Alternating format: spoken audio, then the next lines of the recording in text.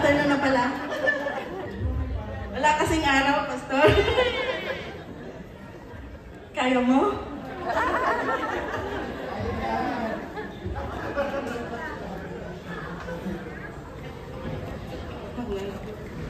Okay, good morning to each and good afternoon to each and everyone. So, I was supposed to be working po today, but I tried to trade my shift, but my prospects won't say yes because they won't give up yung weekend off po nila. So I gave up and I told myself, magbo-book off na lang po ako today.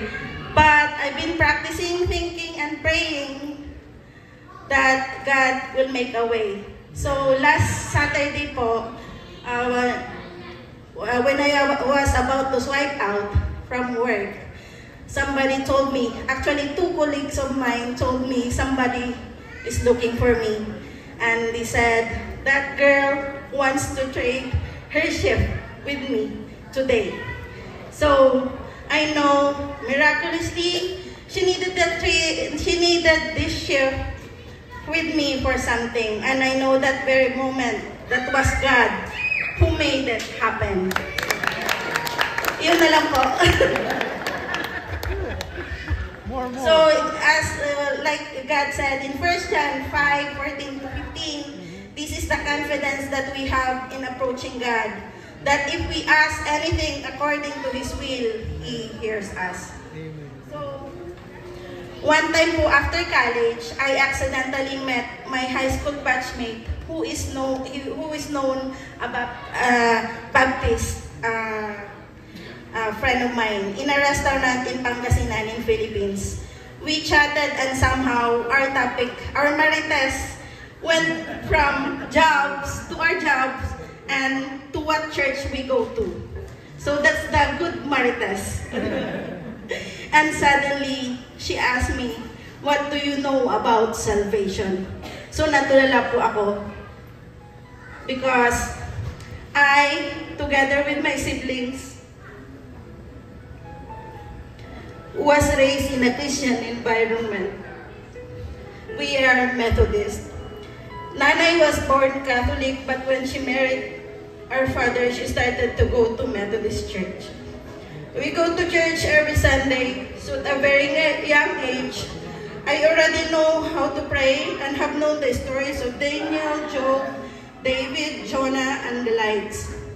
I was raised to be a good kid. I excelled academically at a young age until I graduated university, earning my nursing degree.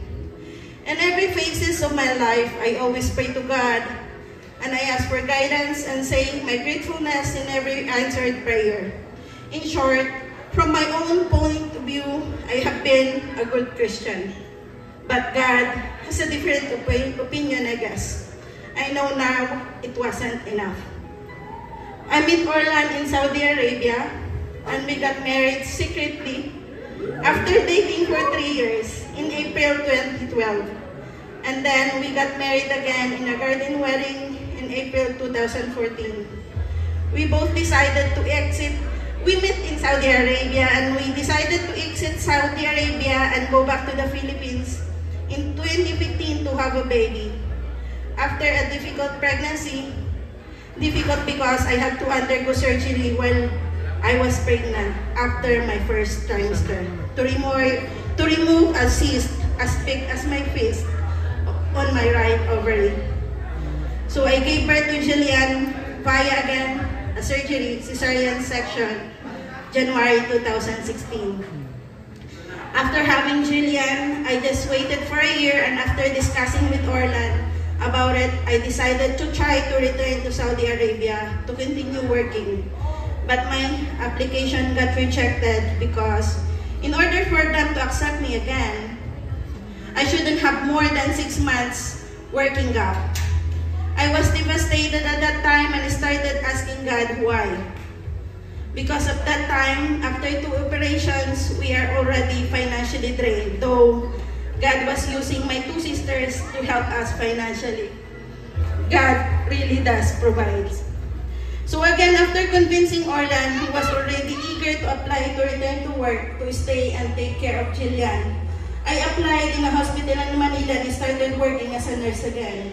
In order to gain the experience, I needed to go back to Saudi Arabia.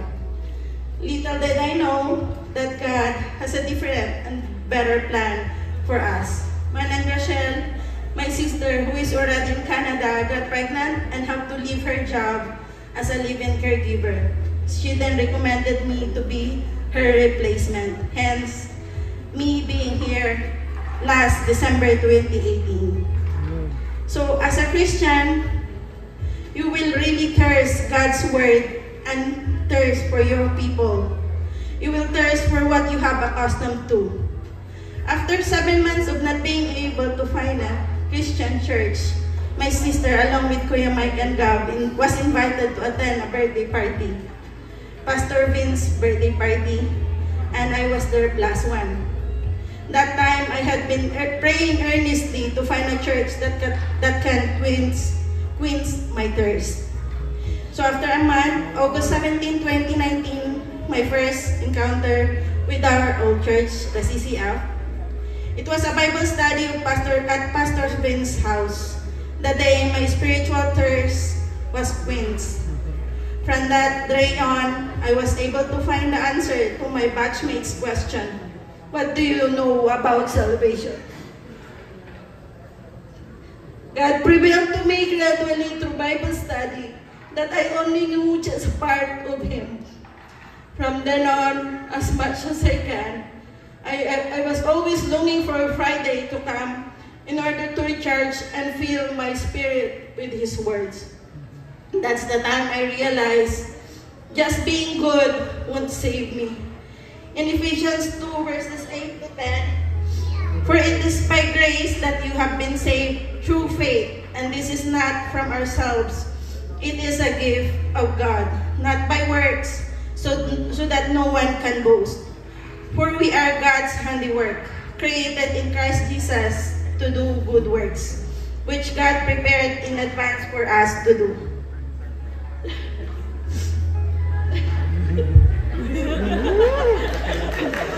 So,